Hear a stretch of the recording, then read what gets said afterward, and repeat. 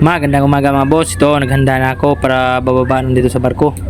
So galing akong Cebu papuntang Hilongos mga boss. So inuulit ko, kahit na dito ako sa Bisaya, magtagalog pa rin ako mga boss. Kasi yun nga, kailangan namin magtagalog para mas maintindihan sa lahat. Kahit na mga Bisaya, makakaintindi ng Tagalog. Pero yung mga Tagalog kasi, di masyadong nakakaintindi ng Bisaya. Kaya kahit pa paano, Tagalog pa rin mga boss. So ito, bababaan ako nito mga boss sa barko. Pero tingnan nyo muna yung mga pasahero. Daming pasahero mga boss kasi ito yung Holy Week, Wednesday to. Wednesday to pagbiyahe ko mga boss. So ang oras nito ngayon alas 2 na ng madaling araw. So ngayon nandito kami sa Hilongos na. Pababa na. Ang daming sasakyan na nakakarga. Kasi yung sinakyan ko na barko, ano ito? MV Gloria 5 Ruro. Dito yung motor ko mga boss. Ayan. Daming pasahero talaga ngayon mga boss. So maswerte tayo at nakasakay tayo, hindi tayo nabutan ng pulibok.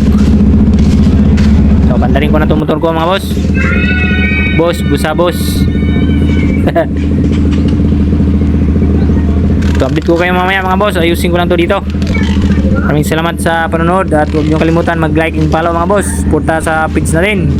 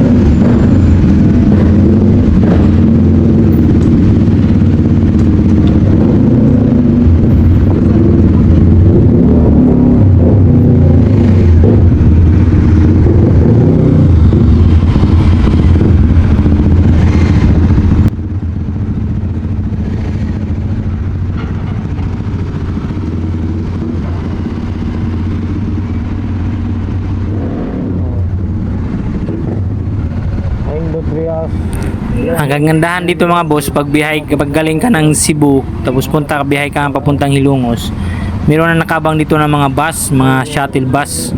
Kaya kung kunwari pupunta ka ng Macrohon, San Roque, Burgos, meron na dito, at punta ka rin ng Sugod, meron na rin. Kaya convenient na talaga mga boss, hindi tulad ng dati na pupunta ka pa doon sa terminal tapos kuha ka pa ng hantay ka pa ng bus na bibiyahe para sa mga direksyon na pupunta sa probinsya natin. Pero dito meron na mga bus, kaya mas maganda na magbiyahe ngayon, di tulad ng dati. Dito mga boss, ayusin ko muna tong karga ko dito para safety na. Bali ito yung mga karga ko, tinali ko lang sa motor ko. Tapos bibiyahe pa ako ng mga 50 kilometers mula dito sa amin. Ito mga boss, medyo tahimik yung kalsada. Mayroong nauna sa akin na sasakyan, kaya susunod lang ako dito para at least meron akong kasama ba. Hindi ako nag-isa sa daan, sobrang dilim. Pero okay lang naman, carry lang mga boss, sanay tayo dito. Dahan-dahan lang. So update ko mamaya mga boss pagdating ko, bali para inaantok-antok pa ako mga boss.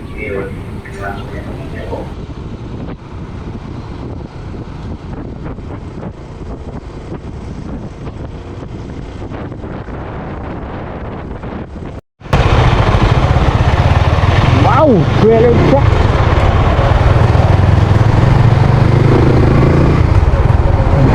Sintos na sila mga boss.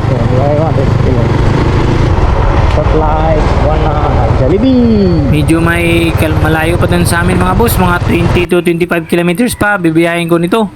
Siguro nasa mga 30 to 45 minutes pa.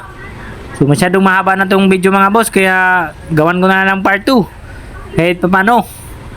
Maraming salamat mga boss sa panonood. God bless.